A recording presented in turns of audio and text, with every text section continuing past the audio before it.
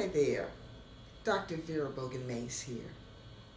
Today's conversation is going to be on non-forgiving. Because of the situation that our world seems to be in right now, with all of the unrest, with all of the confusion, it seems that people are angry, there's so much hate, and then this thing about racism.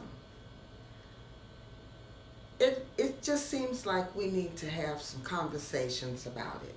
Because a lot of the questions people call and ask me, and even my clients, when they come in, they want to discuss it because people are just unhappy right now. First of all, non-forgiveness causes a lot of personal problems, more problems than people really know about. For instance, did you know that non-forgiveness is a sin? Did you know that if you don't forgive, you can't be forgiven? Did you know that since non-forgiveness is a sin, that means that you're separated from God? So if you need a blessing and you have non-forgiveness, chances are you're not going to get your blessing. And there's something that I've added in my book that I'd like to read to you that I believe will be beneficial to help you understand this point more clearly. And it says, the unforgiving or the non-forgiving are the non-forgiven. They create the vicious cycle because they don't forgive. And all that's saying is that if you don't forgive, you won't be forgiven. Now, if you haven't been forgiven, how are you going to pray and ask for anything and think you're going to get it? It doesn't work that way. Basically, we are supposed to forgive. The first law of life is to love the Lord your God with all your heart, your mind, and your soul. And the second law is like unto it, to love your neighbor as you love yourself. And guess what? You're supposed to love yourself unconditionally. So if you're to love your neighbor like you love yourself, then you're supposed to love your neighbor unconditionally. Now, no one has the right to hurt us. No one has the right to mistreat us. And much of our pain comes from our childhood pains.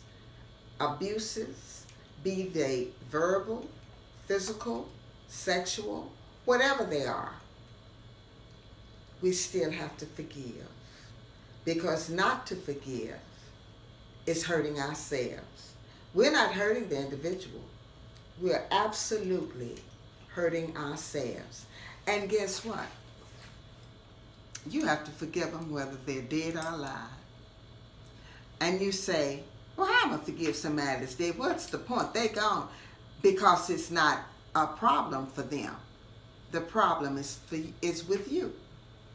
So in my practice, I have a little exercise that I do with my clients to help them. It's called closure, first of all. And so we physically go through this process so that their consciousness will release that pain of the abuse. That's why it's important. Okay, now, it's a blessing to forgive. Because once you do forgive, healing comes. There is healing in forgiving.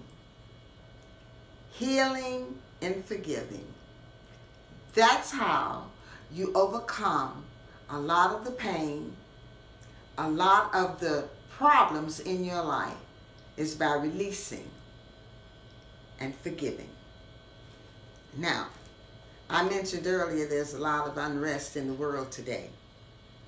Of course, we know that racism is a sin. But racism isn't a sin for the person that it's forced on. it's a sin for the person that's sending it.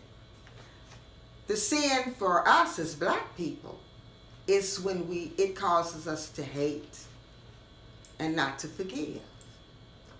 Now, I know that it's easy for me to sit here and talk about this, but this is not easy to do. And so that's why I decided to do this series of conversations about forgiveness. And I'm going to take you through the process of all of the different forms of forgiveness, which will help you. And each week we'll cover a different topic. Now, this week we're just simply discussing the importance of forgiving, because you want to forgive. You do. And I've had clients to tell me, I don't want to, and I'm never going to, because they shouldn't have done this or that to me. Well, you're not hurting the person, you're hurting yourself when you're being closed-minded to the idea of forgiving. And I know there's some awful, awful stuff that has happened to people. I've heard some stories that made me cry. I mean, we're talking about 50-year-old men that have experienced things when they were little boys that still bring tears to their eyes and to mine. So I know that people are in pain. But listen, I don't think anything can top slavery and what black people have endured down through the years. I don't think you can come with a story worse than the misery, the horrors that black people have had to endure. And with that, we still have to forgive. We still have to find it in our hearts to forgive. We're going to be covering that. I wrote a book.